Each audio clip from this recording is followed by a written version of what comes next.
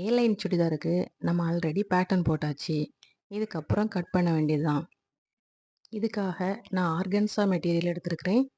நீங்கள் உங்ககிட்ட இருக்க எந்த ஃபேப்ரிக் வேணாலும் எடுத்துக்கோங்க. ஆல்ரெடி உங்கள் வீட்டில் பழைய சாரீ இருக்குதா, அதை வேணாலும் எடுத்துக்கோங்க. ஒன்றும் பிரச்சனை இல்லை. நாம் ஏற்கனவே போட்டிருக்கிற பேட்டர்னை அந்த ஃபேப்ரிக் மேலே கரெக்டாக வச்சு எல்லா இடமும் சேஃப்டிக்காக பின் பண்ணி வச்சுக்கணும். நம்மளுக்கு கண் பார்வையில் அது கரெக்டாக இருக்கிற மாதிரி தான் இருக்கும். ஆனால் காற்றடிக்கிறப்ப விலகிறதுக்கு வாய்ப்பு இருக்குது. அதுக்காக கண்டிப்பாக பின் பண்ணி வச்சுக்கோங்க. இப்போ நாம் முதல்ல லைனிங் கிளாத்தை கட் பண்ணிக்கலாம்.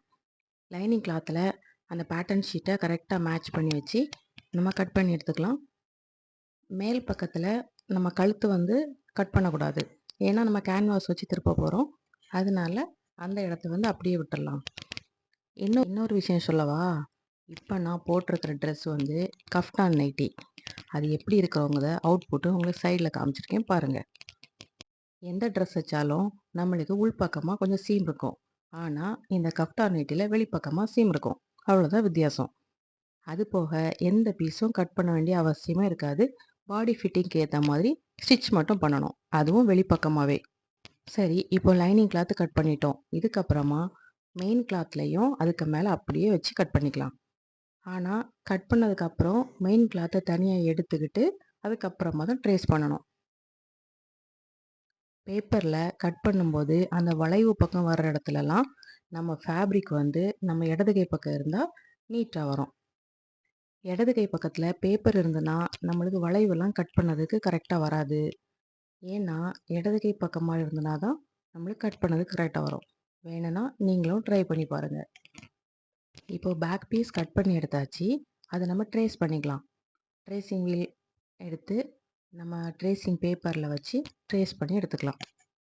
ஆனால் இப்போ கூட நீங்கள் நெக் போர்ஷனை ட்ரேஸ் பண்ணக்கூடாது. ஏன்னா நம்ம கேன்வாஸ் வச்சு திருப்ப போகிறோம். ஆனால் பேக் சைடில் கேன்வாஸ் வைக்க போகிறதில்ல. ஆனாலும் அதை ட்ரேஸ் பண்ணாமலே விட்டுட்டு அதில் ட்ரேஸ் பண்ணிக்கிட்டிங்கன்னா உங்களுக்கு ஈஸியாக இருக்கும். ஏன்னா 2 இன்ச்சு மட்டும் வைக்கிறதுனால அதுக்கு கேன்வாஸ் வந்து தேவைப்படாது.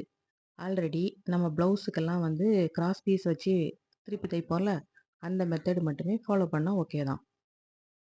இப்போ ஃப்ரண்ட் நெக்குக்குள்ள நம்ம ஏதாவது டிசைன் வைப்போம், ஏதாவது மாடல் நெக் டிசைன் வைப்போம். அப்படி வைக்கும்போது கரெக்டாக கேன்வாஸ் வச்சு நம்ம திருப்பும்போது அதோட ஃபினிஷிங்லாம் ரொம்ப நீட்டாக பர்ஃபெக்டாக வரும். அதுக்காக தான் கேன்வாஸ் கட்டிங். இப்போது அந்த பேட்டர்ன் பேப்பரை எடுத்தாச்சு. அதே கிளாத்தில் நம்ம எந்த பக்கத்தில் வந்து கோடு இருந்துச்சோ அந்த பக்கத்திலே முட்டுப்பின் வர மாதிரி வச்சுருக்கணும்.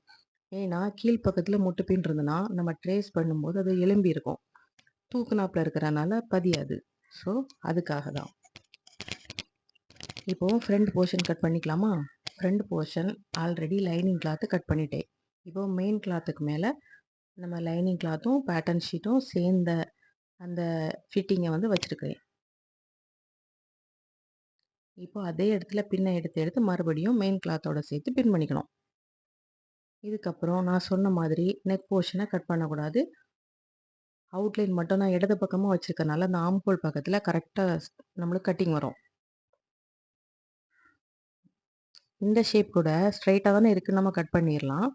ஆனால் சிசர் வந்து நம்மளுக்கு வளைஞ்சி வராதுல்ல.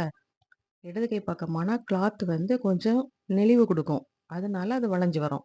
பேப்பர் வந்து நெளிவு கொடுக்காது. அது ஸ்டிஃபாக இருக்கிறதுனால அது வளையதுக்கு வாய்ப்பு இல்லை. அந்த ஒரு டெக்னிக்காக தான் இந்த மெத்தடை சொன்னேன். ஸோ எல்லா பக்கத்துலேயும் மெயின் ஃபேப்ரிக்கையும் கட் பண்ணி எடுத்துக்கலாம். நான் சொல்கிறது இப்போ ஆன்லைன் கிளாஸாக இருந்தாலோ அல்லது அமௌண்ட் கொடுத்து அட்டன் பண்ணுற கிளாஸாக இருந்தாலோ அவங்க வந்து உங்கள் கூட கம்யூனிகேட் பண்ணுவாங்க.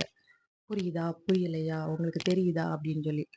இப்போது அந்த ஒரு ஆப்ஷன் இல்லாததுனால நீங்கள் இதே போல் கட் பண்ணி தைக்கிறப்ப ஏதாவது டவுட் வந்ததுன்னா இன்ஸ்டாகிராம்லேயோ யூடியூப்லேயோ மெசேஜ் பண்ணுங்கள்.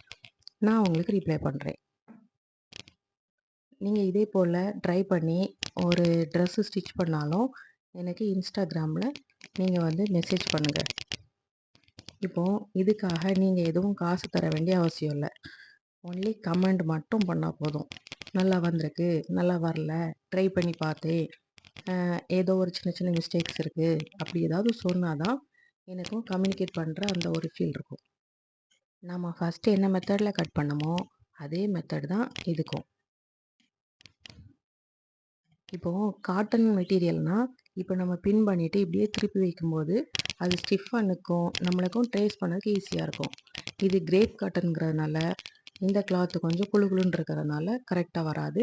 நம்ம தான் அதை பார்த்து பிடிச்சு அதுக்கு நேர் மேலே ட்ரேஸ் பண்ணிங்கன்னா ஃபினிஷிங் வந்து நீட்டாக வரும். ஸ்டார்டிங்கில் கொஞ்சம் கஷ்டமாக தான் இருக்கும், யாராக இருந்தாலும் கஷ்டமாக தான் இருக்கும். அப்புறம் அதுவே போக போக பழகிடும். கொஞ்சம் பொறுமையாக அதெல்லாம் பண்ணணும். இப்போது எனக்கு கூட டீச்சிங் ப்ரொஃபஷ்னல் வந்து கொஞ்சம் கஷ்டமானது தான். ஏன்னா மற்றவங்களுக்கு புரிகிற மாதிரி சொல்லணும், அதுக்கேற்ற பொறுமை கூட வேணும். நமக்கு தான் பொறுமை இல்லையே அப்படின்னு நானாக நினச்சிக்கிட்டேன்.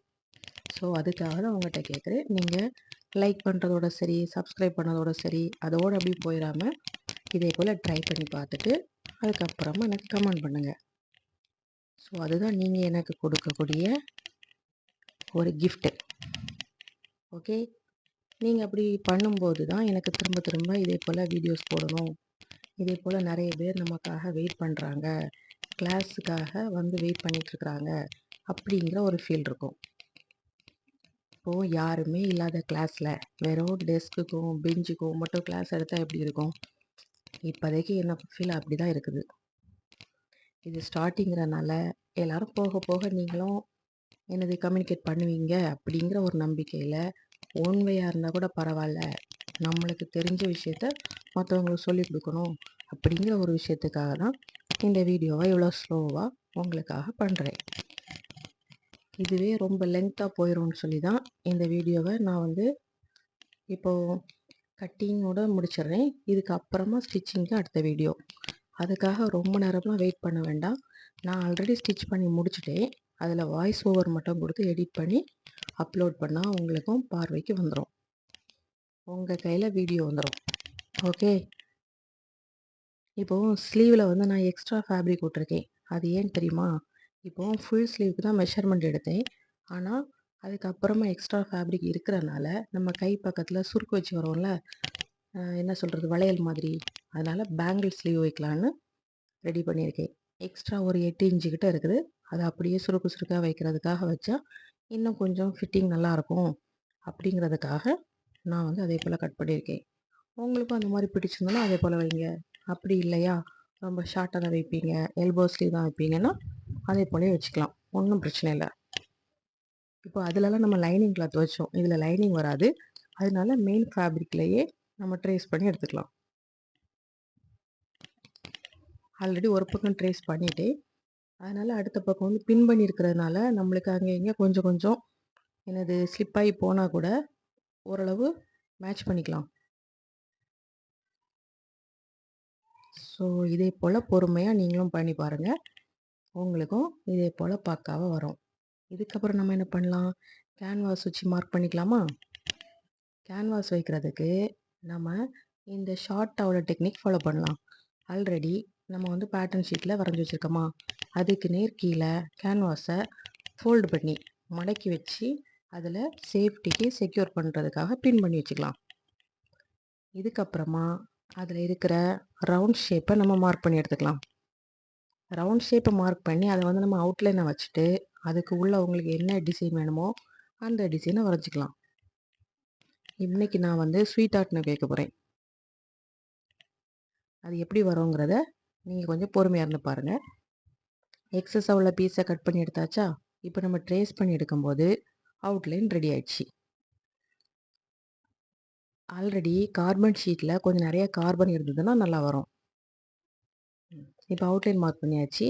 இப்போ இதிலையே ஸ்வீட் ஆர்ட் வந்து மார்க் பண்ணி எடுக்கலாம்.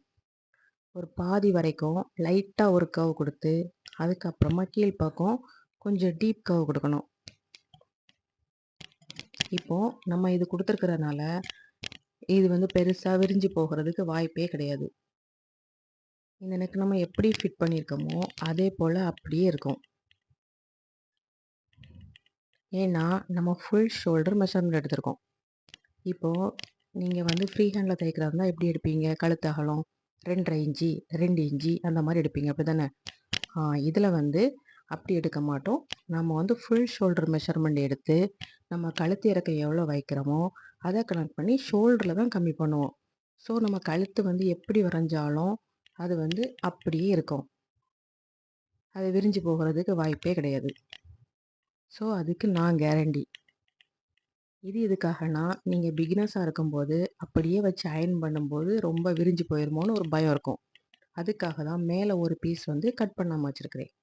இப்போ ஷைனிங்கா இருக்கிற பக்கத்த அந்த கிளாத்ல வச்சு, அப்படியே வச்சு அயர்ன் பண்ணி எடுத்துக்கலாம்.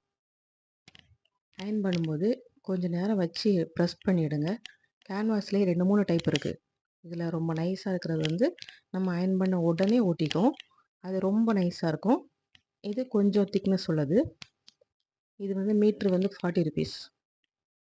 இதோட கம்மி ரேட்டுக்கும் கிடைக்கும். உங்களுக்கு எது கிடைக்குதோ, எந்த கேன்வாஸ் இருக்குதோ, அத வச்சு ஃபர்ஸ்ட்டு நீங்க ட்ரை பண்ணுங்க. முயற்சி பண்ணுங்க. அதுக்கப்புறமா நீங்க வந்து உங்களுக்கு எது அவைலபிளா கிடைக்குதோ, எது ஈஸியா இருக்குதோ, அத வந்து நீங்க மேட்ச் பண்ணிக்கலாம். ஓகே. Thank you. அடுத்த வீடியோ ஸ்டிச்சிங் வீடியோல மீட் பண்ணலாம். பாய்.